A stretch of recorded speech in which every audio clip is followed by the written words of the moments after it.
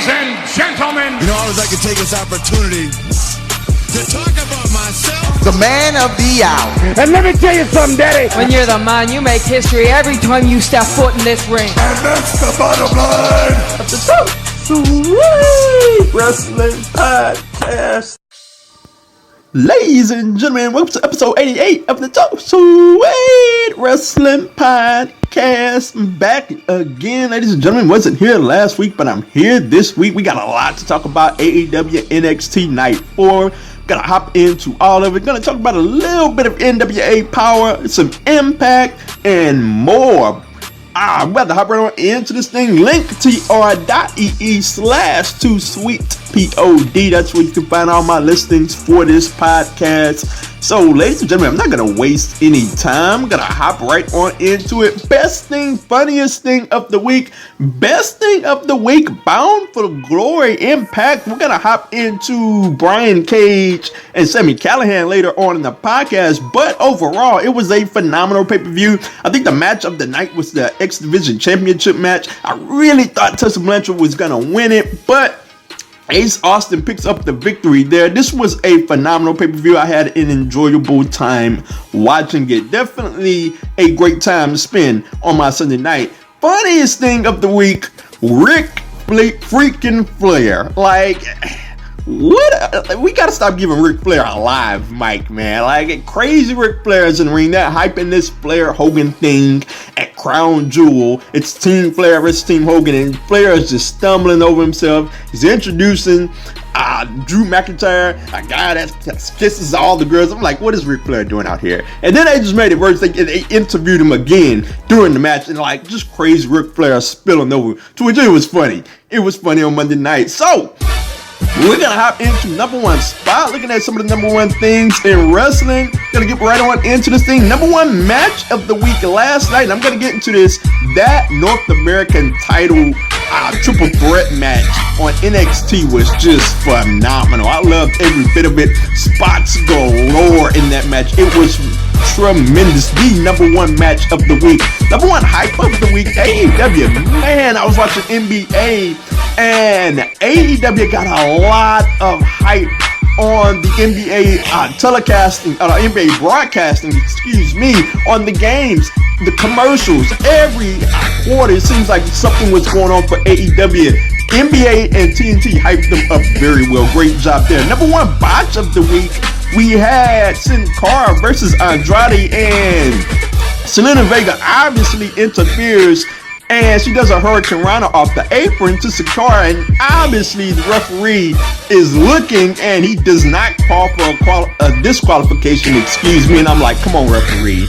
And the least you could do is not look when Zelina Vega is interfering. So we're moving on to the number one spot of the week, Brian Cage, ladies and gentlemen. It was versus Sami Callihan, and he has this Wolverine claw that he brings to the ring, and he literally rakes it across Sami Callihan's face, and that brings out blood. That was the number one spot of the week, gruesome looking spot of the week. So we're gonna hop right on into it, ladies and gentlemen.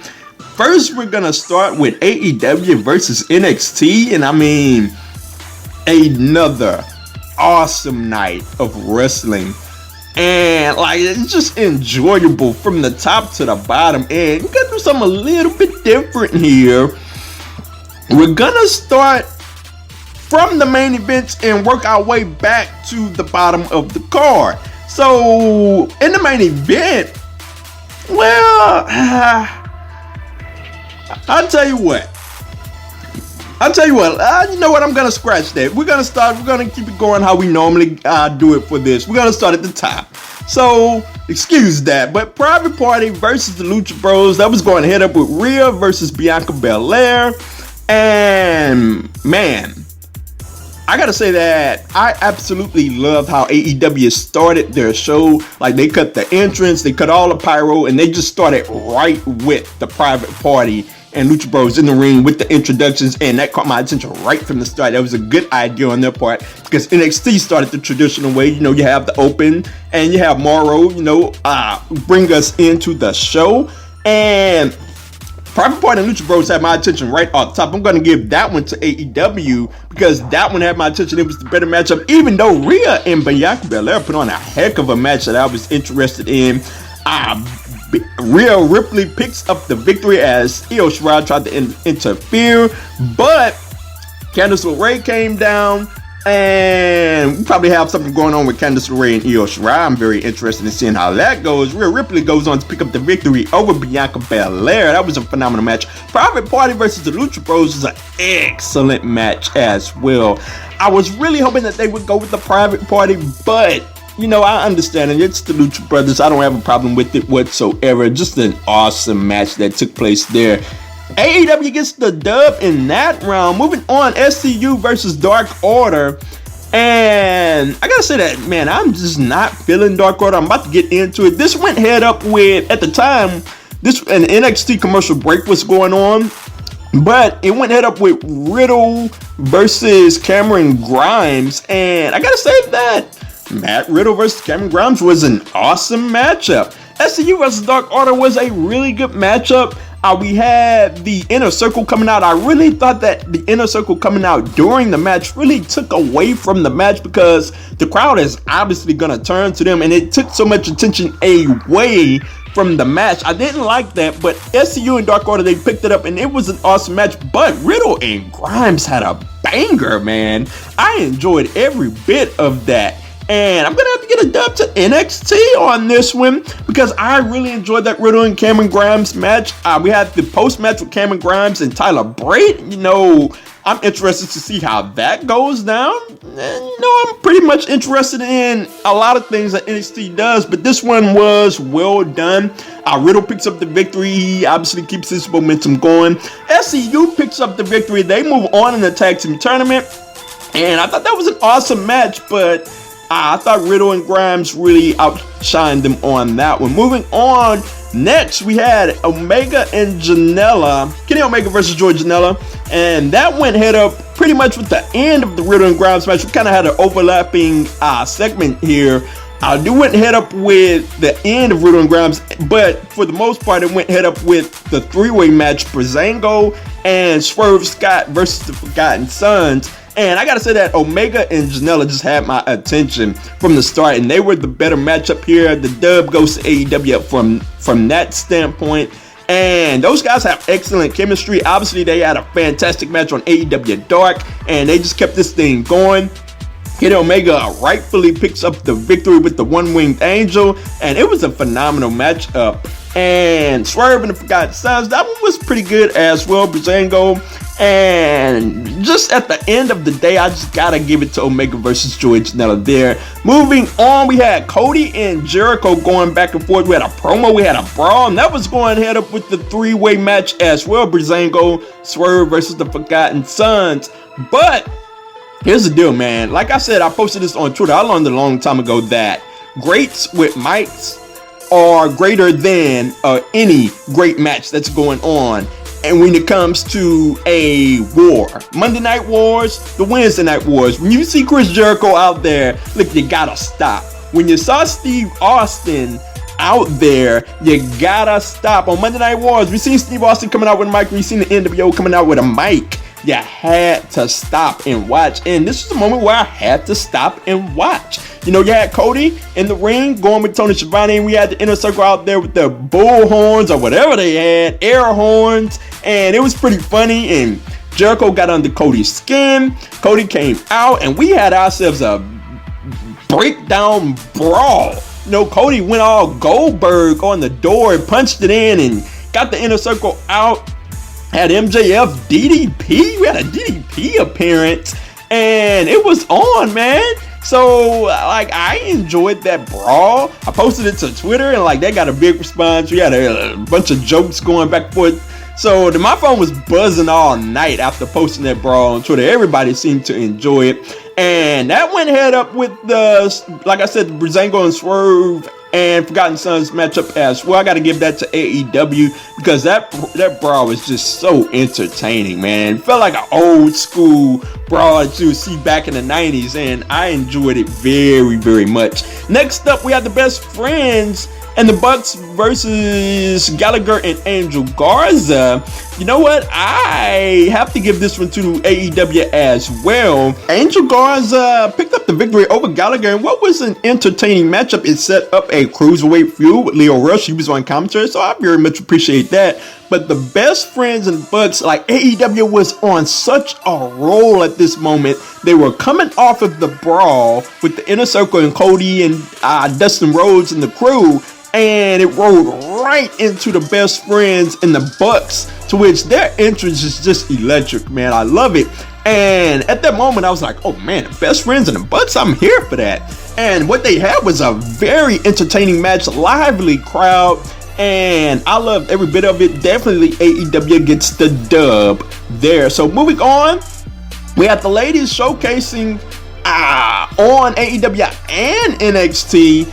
We had Jamie Hayter versus Britt Baker. That went head up with Tegan Knox and Dakota Kai versus Marina and Jessamine Duke. And the winner there, which was a very great turn of events, gets a shot at the Kabuki Warriors for the Women's Tag Team Championships that would occur on NXT. I thought that was a great twist that I'm looking forward to. So, what I didn't like here in these segments, AEW obviously took a commercial break during the match, so that really hurt the momentum of Jamie and Britt Baker's match. The entrance for Britt Baker in Pittsburgh, her home town, was phenomenal. But the match itself, I wasn't really feeling because they took that big commercial break during it. I really thought that on the NXT side, Tegan Knox and Dakota Kai versus Marina and Jessamine Duke, they didn't get enough time to showcase themselves in that matchup, so I never really got involved in that one as well. So I don't really give the dub to anybody in this one because there were problems that I had with each match that I never really got involved in with. Britt Baker goes on to pick up the victory.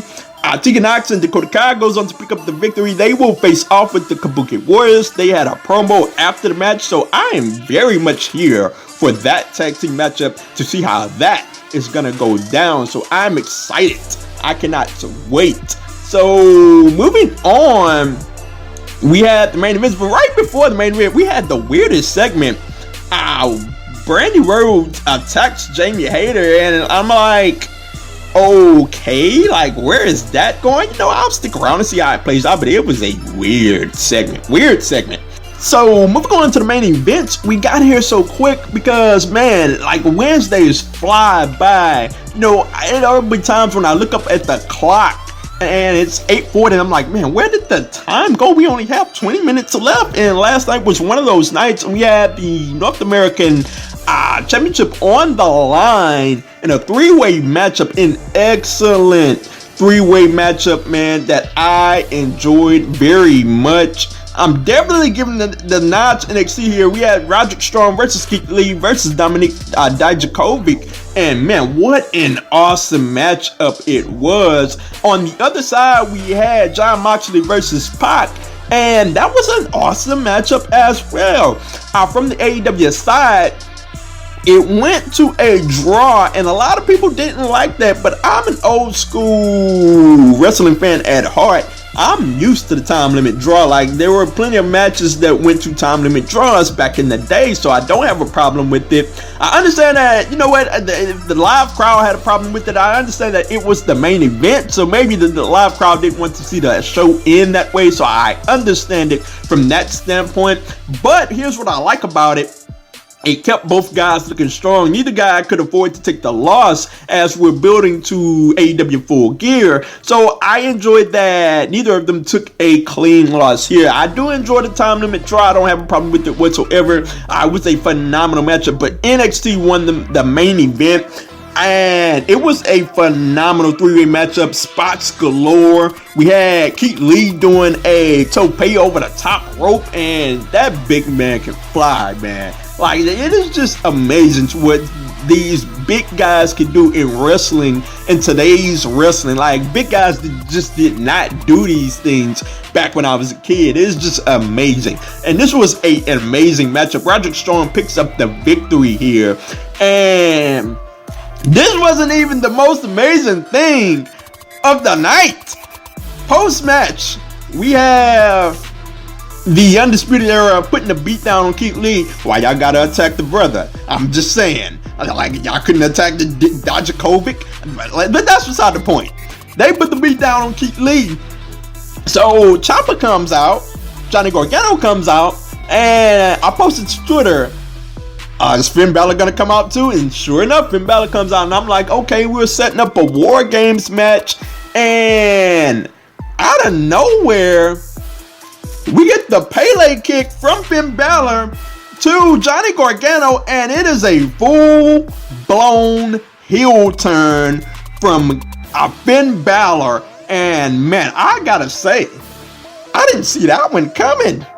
Like, there are many heel turns to where, you know what, we're building to it, you know, we're expecting it, we're thinking about it, and then bam, it happens and we're all excited about it. I didn't see this one coming. I didn't see it coming at all, but I love every bit of it. I gotta tell you, Finn Balor put the beat down on Johnny Gargano, hit him with the Bloody Sunday on the floor, on the outside, and excuse my voice, I can use a drink of water here, but it was a phenomenal moment. What I love the most about it is that he never acknowledged the Undisputed Era. Obviously, in everybody's mind, we're thinking, Finn Balor is undisputed here. And he had the moment, if you go back and watch, during the beatdown, he had the moment with Adam Cole, like right as the ruckus is picking up, Finn Balor has Pele kick Johnny Gargano, the Undisputed Era is laying in the chopper, and they had a moment where they were standing each other down, and I'm like, okay, this is where the too sweet is happening, right here. And they just stared each other down, and Finn Balor went on to do what he did on the outside. The Undisputed Era is standing in the ring with their pose. Finn Balor looks up, but he never acknowledges them. And that leaves us on a hook at the end of the show. And that is phenomenally done. Obviously, if they're going to have Finn Balor join the Undisputed Era, you can have that happen at any time. Like, leave us wanting something for next week. Leave us with questions. That's what I enjoyed about it. Finn Balor is a heel. People love it. And I am behind it. I want to see heel Balor in WWE, in NXT, and like, let's go, man. Let's do this. I'm hyped about this. Overall, NXT had the better main event. They had the better wow moment to me with Finn Balor turning heel. But overall, AEW won the night for me. Overall, just the big TV again on AEW, and AEW just held my attention more throughout the night. So I gotta give night 4 to AEW. So moving on, man. I was just after those shows went off, AEW and NXT, I was just sitting down and I was like, man, wow, man, what a night. Wrestling is so good. And I was like, breaching to my next topic. Man, why can't Raw be like this every night? Like, why can't Monday Night Raw be like this? Why can't we leave on Mondays thinking, man, what a phenomenal show? Like, when you look at the Raw roster, I say this all the time, or the WWE roster in general, they have one of the best rosters in the world. Most would argue the best roster in the world. And they have the talent, man. Like, you got Seth Rollins, you got Ricochet, you got all of these guys. And, like, I just wish one day, one night, one Monday night, they would just tell them, like, they just book the Monday Night Raw, okay, we're just gonna let you guys wrestle and just take over the show. Like, I'm not saying it has to be all wrestling, but let it be majority wrestling. Like, why can't we get a Raw like this every single night? Why do we have to wait once every blue moon to get a really good Raw? And once we get a good to decent Raw, it's like, oh, that was awesome because it didn't suck. No, I want a really good Raw, and WWE Raw could be like this, man, but they are just not. I don't know if it's Vince McMahon. I don't want to just put it on one person, but look, man, the direction that Raw is going, the direction that SmackDown is going, like, it feels like the same old Raw. It feels like the same old SmackDown. After all of that hoopla, after all of that pomp and circumstance with them re-debuting on, USA, the debut on Fox, now it feels like the same old thing. Like, especially on the Raw end, man, this past Raw was just the drag of the century, man. It just wasn't exciting. We had some pretty good matchups, but overall, like I always post to Twitter, it is just a different vibe on Wednesdays. AEW has a big show feel that Raw just does not have. That's not to say that, AEW is just better than WWE. I'm not here to say that because that's subjective. But when I watch Raw, I just don't feel that big show feel anymore. And one huge difference when it comes to AEW, NXT, and WWE Raw, like with AEW and NXT, it feels like any given thing can happen on any given night. So it feels like I cannot miss it. Like, I have to watch AEW and NXT live before I get spoiled on something big that happened. And obviously, Finn Balor turns heel. You want to see that stuff live. So it feels like I cannot miss NXT. It feels like I cannot miss AEW. It feels like I can miss Monday Night Raw and not miss a whole lot. Unless, something happens every blue moon to where you're like, okay, that was awesome on Monday Night Raw. But overall, man, I just watch Raw and it's just a chore to sit through. I'm looking at other things. I'm looking at Monday Night Football. I used to never do that on Mondays back in the day, man. But I watch Raw and I'm trying to find other things to do. When I watch on Wednesdays, I'm not doing that, man. I'm watching wrestling on Wednesdays for 2 hours. I'm locked in. And there's no good reason why Raw can't be like that. And it's such a shame because they have a phenomenally talented roster. And it should be like that every Monday. Speaking of Mondays, and speaking of Raw, oh man, Seth Rollins and Bray Wyatt. What are we doing here? Like, I see Seth Rollins and Bray Wyatt, and this thing is being built for Crown Jewel, which it makes no sense from the start. Bray Wyatt is on SmackDown, Seth Rollins is on Raw. Like, and they have this thing, the match cannot be stopped for anything. Like, it cannot be stopped. And I thought one of two things. Okay, Seth is getting the gun this time. Like, okay, we thought that the gun was going to be the finish at the Hell in the Cell after he was putting on all this stuff. It may just be the finish at Crown Jewel. Two, and all jokes aside, like, man, they are going to screw this up. Like, there's no conceivable way that they can't screw this up. For one, Bray Wyatt can't necessarily win because the dude is on SmackDown. What are you going to have him do? Win the Raw Championship? Seth Rollins can't win because what's the point, man? You can't have Bray Wyatt take another loss that would kill his momentum, and you can't have a crap finish because the match cannot be stopped under any circumstance. Like, so something dumb is going to happen. They've booked themselves into a corner again. And like, at this standpoint, the best thing for this feud would have been for them to just ignore that it ever happened. And you had it at the draft. Like, you didn't have to keep this going. They didn't mention it on the Monday after Hell in the Cell. They just kind of stayed away from it. They put Seth in protective custody. Like, they didn't have him come out. And you had the draft, sent Bray Wyatt to SmackDown. You could have got out of this feud, but they kept it going. And now we're going to get something dumb happen at Crown Jewel. Mark my words. So, look, I wish the best for this feud, but like, it all seems so simple, man.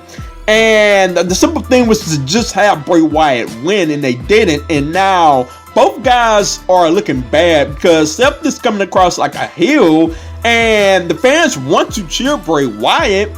And like, if you're gonna have Seth come across like a heel, it came across like a heel when he was working the match with Humberto Carrillo. Like, just have him go full heel. Don't keep him as a face and then have him be a heel at the same time. Like, that just does not work for Seth Rollins. That can work for some wrestlers, but it ain't working for Seth Rollins because he's just not interesting as a face. That's just my opinion. As a matter of fact, I found him quite annoying as a face. I enjoy his heel work, just not his face work lately. So it doesn't do him any favors as well, because the crowd is not going to get behind him when he's facing off against Bray Wyatt. I don't know how the Saudi crowd is going to act at Crown Jewel, but when it comes to here, like, everybody wants to cheer Bray Wyatt, and that just is what it is. So we'll see how this feud turns out. I don't have high hopes for it. Speaking of feuds I don't have high hopes for, Brock Lesnar and Cain Velasquez. What are we doing here? I think this build is getting a major pass from the wrestling community. Like, I am not enjoying this whatsoever, man. Like, we had the segment with Rey Mysterio, Paul Heyman, and Shelton Benjamin, and Kane saved the day for Rey Mysterio. And, like, we got two guys in Cain Velasquez and Brock Lesnar. Two guys that cannot speak for themselves. So you gotta have Rey Mysterio and Paul Heyman carry the feud. And, like, I just cannot get into that. I do not find it interesting whatsoever. And if you've noticed with all of Brock's builds, guess what? Paul Heyman has carried it, but he's carried it with the other wrestler. Like, we've never had this situation to where we've had Brock Lesnar face off against another guy that can't talk for himself. So I am not into this matchup, this build. Who knows? Maybe they do have an excellent matchup. I don't have high hopes for it. If I'm guessing, I'm not saying that it's going to be an excellent matchup. Even though Cain Velasquez has done some pretty cool things in the ring already in AAA, like, I'm not having the highest of hopes for this matchup. And once again, they've booked themselves into a corner because, look, man, Cain Velasquez can't lose his debut matchup. Brock Lesnar can't lose the title right here, right now. And you can't have a crap finish in the championship match at the Saudi event. So you cannot win either way. At the end of the day, I expect Brock Lesnar to win. And if Brock Lesnar wins, Cain Velasquez is just destroyed and done upon dead on arrival, upon debut. So they are going to lose every which way, no matter what result that they pick. And look, I'm just not interested in this matchup. Moving on, ladies and gentlemen, something I am interested in. Brian Cage versus Sami Callihan. They had a good match at Bound for Glory. But what I am here to say what I am here to ask rather, is Brian Cage winning the best call? Was it the best call at Bound for Glory? I think that it was. I can understand from a booking standpoint that it was the right call, because Sami Callihan had gotten the best of Brian Cage, had gotten the best of Melissa Santos for weeks upon weeks upon weeks. So it makes sense that the face won and overcame the heel at Bound for Glory. But here's what I'm also here to say, ladies and gentlemen. Look, man, at the end of the day, we got Sami Callihan, and I felt like it was a now or never situation for Sami Callihan and Impact. I really thought that they should have put the title on him right here, right now, because we have built Sami Callihan for so long, and I really thought that this was the moment for Sami Callihan, but he loses the match. But here is the kicker.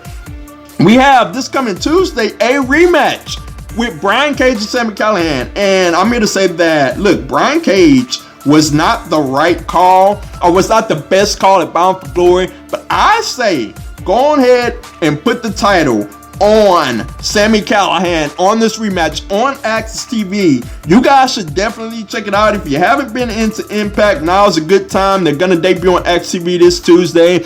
And it's going to be a steel cage match. Brian Cage versus Sami Callihan in the Bound for Glory rematch. Now, I've seen Impact do this before, where they have the rematch to Bound for Glory, and I've always said, like, I don't necessarily like it, but because it kind of undermines the main event of the biggest show of the year. But with them debuting on AXS TV this coming Tuesday, I am all for it this time. And I say, go on ahead and put the title on Sami Callihan. I think this is the time, man. I thought it was the time at Bound for Glory.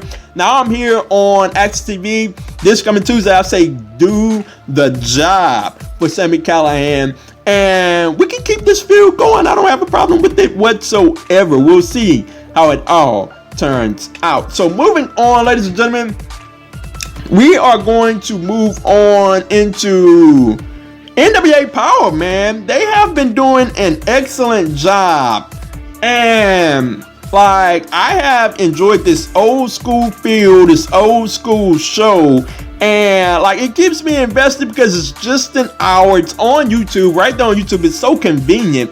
And I'll just talk about a couple of things that I enjoyed from the most recent episode.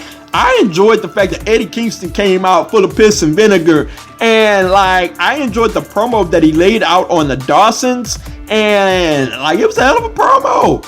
And Eddie Kingston is an underrated talker in the world of wrestling. We never hear him mentioned in guys that are the best at promos, so he's very underrated in my aspect. I learned that in my time watching him on Impact, and definitely on my short time watching NWA Power.